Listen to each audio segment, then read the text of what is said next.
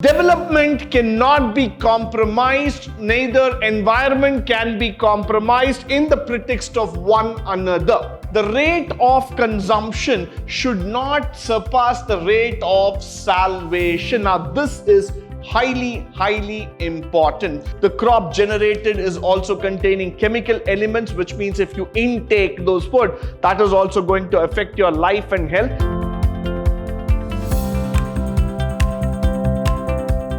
Good morning and welcome to the third session in Chapter 1, Unit 1, second semester B.B.A in Sustainable Development, where we are going to speak about the sustainable development in economics.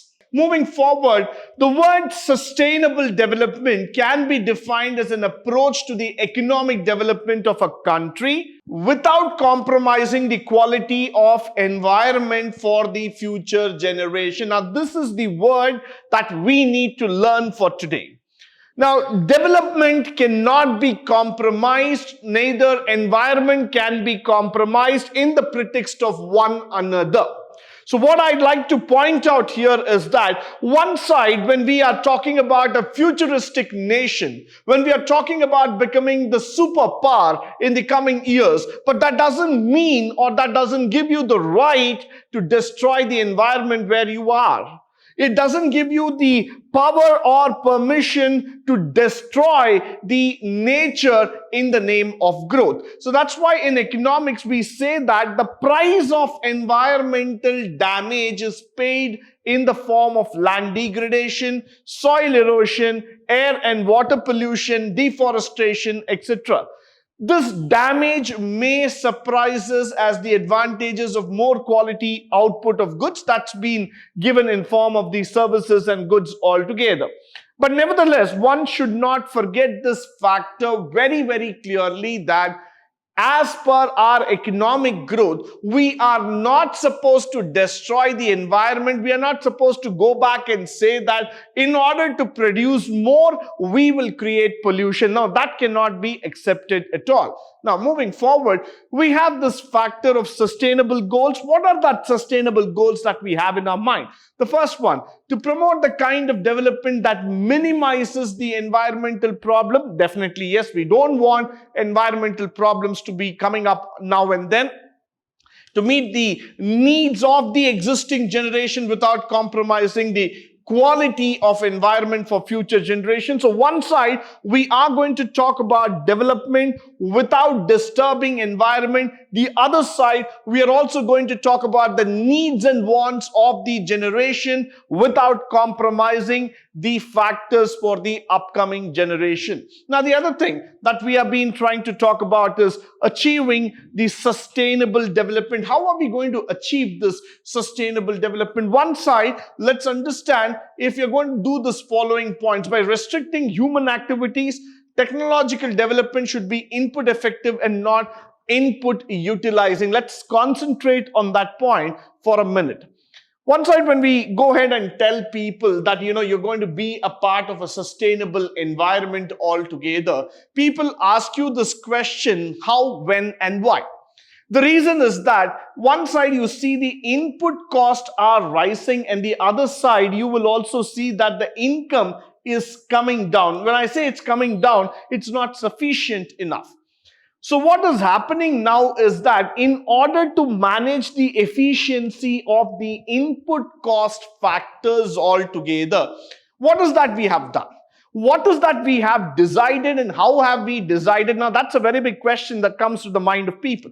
So I would always say here that technological development should be more on the input effectiveness. So when I'm going to use a raw material from the nature, from the environment, that should be an effective material, that should be cost effective, that should be realistic, and that should produce some value to me.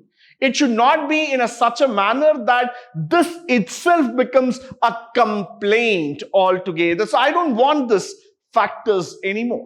I don't want an input that will create a pressure on the environment, that will throw an existing factor on the environment. So let's not go too much behind it, but let's try to build this environment as far as possible.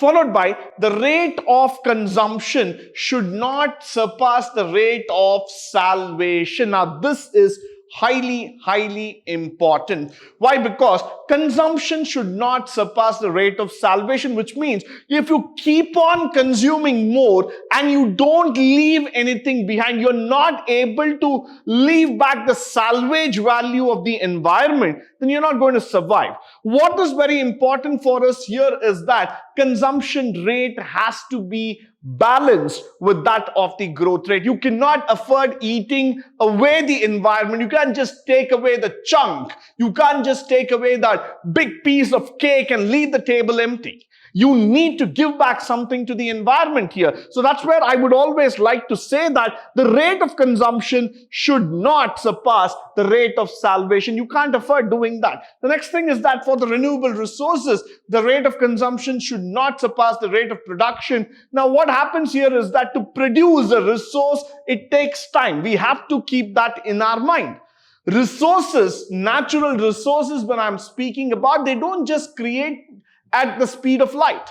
They cannot be just reproduced at a flash. So what we need to do here is that we need to understand the rate of consumption versus the rate of production. So when you are consuming something, you also need to understand that the rate of production, getting back that resource on track, will take time. It is not going to happen overnight. So what we need to spend here, a time that we have to understand that you need to balance your consumption. You cannot just go on hiking up your production just to satisfy the demand cycle. But the other side, you also have to think that how am I going to restore the balance back in nature, balance back to the environment altogether. So that's why I would always say that the rate of production at any point of time should not surpass the rate of the renewable resources altogether. Now, all types of pollution should be minimized, and it can be achieved by the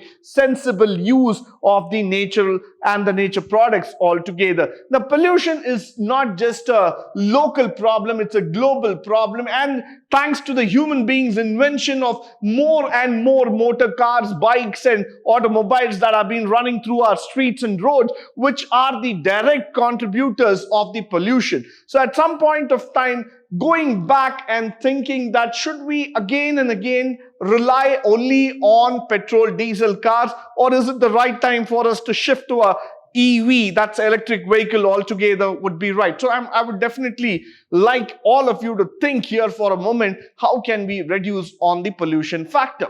Moving further, we're going to talk about the liberalization, globalization, privatization, and of course, we're going to talk about the sustainable development in terms of wind energy and the solar energy. Now, all of us know that the concept of this LPG that we have been talking about, liberalization, privatization, and globalization. The ideology of bringing in this concept in economics was to make the trade easier, effective, accessible and participative in nature. So that's where I would like to talk about the concept of liberalization, privatization and globalization. This was not created that we try to compete against each other, but this was created in order to cooperate with each other. At some point of time, people started understanding that this is the way to completely dominate the smaller nations in the world and take over the world under their control. Now, that is not the concept, that is not the ideology behind liberalization. What we wanted our country when we started speaking about liberalization is making things easier, making things accessible, and we wanted the Indian goods, Indian products to be made available in every corner of the world. We wanted to be a globalized nation where people understand the value of our country, where they understand the moral system, they understand the meaning in terms of our production, they add value to the goods that are being produced, and then India becomes a country which is globally identified as the developing nation, or rather the most developed nation altogether. Now, with all those things, when we talk about the word called as privatization, our aim was to give the chance for all those private companies to move forward. We didn't want to have an India which is completely blocked, which is completely saturated by the PSU sector. We wanted a system that could challenge, that could get self-motivated, that could propel the economy to the next level. So that's why I would always say that privatization was the means of giving motivation to all those entrepreneurs by which they could come forward, generate employment, make the economy more meaningful and more resourceful altogether.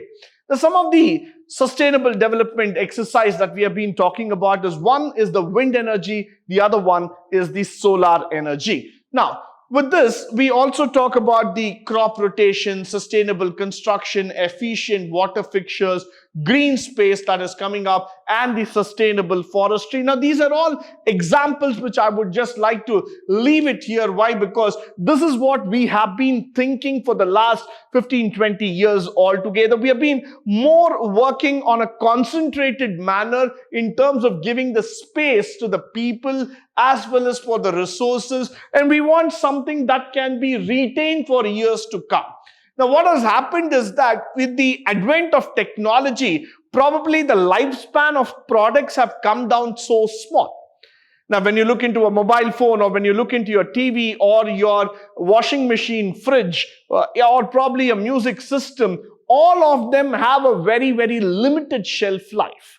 Now, people don't want to have it for a longer time. It has become a trend, a fashion rather, that when people keep exchanging their mobiles in every 6 months, or people keep shopping for electronic gadgets every 3 months, or probably within a year. Now, what happens there is that the question of recycling again comes back into the picture. You keep on throwing things into the nature, into the environment.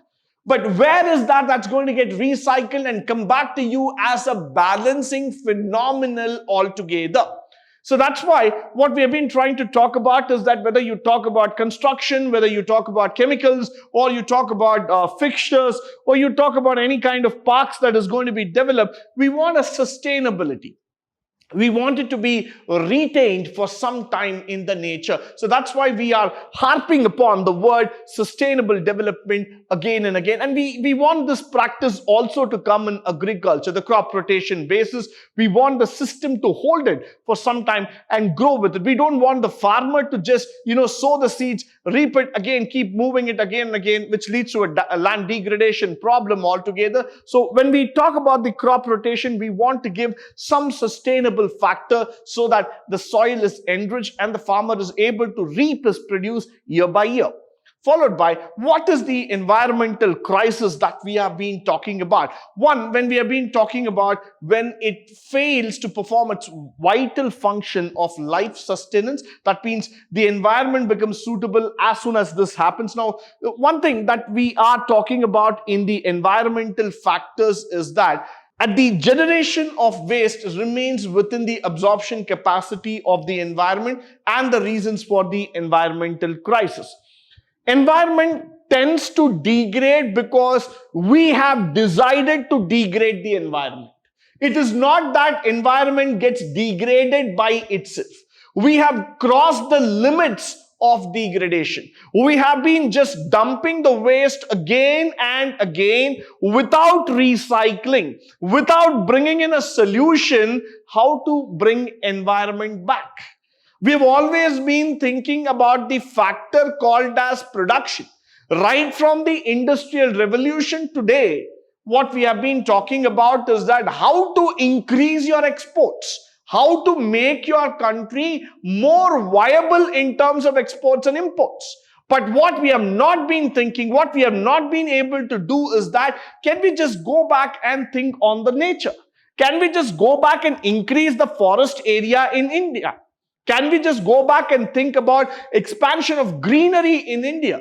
So that is where we are lacking. Why? Because the environment also has got a bandwidth. It has got a capability. It has got a limit to the extent it can take the dumping.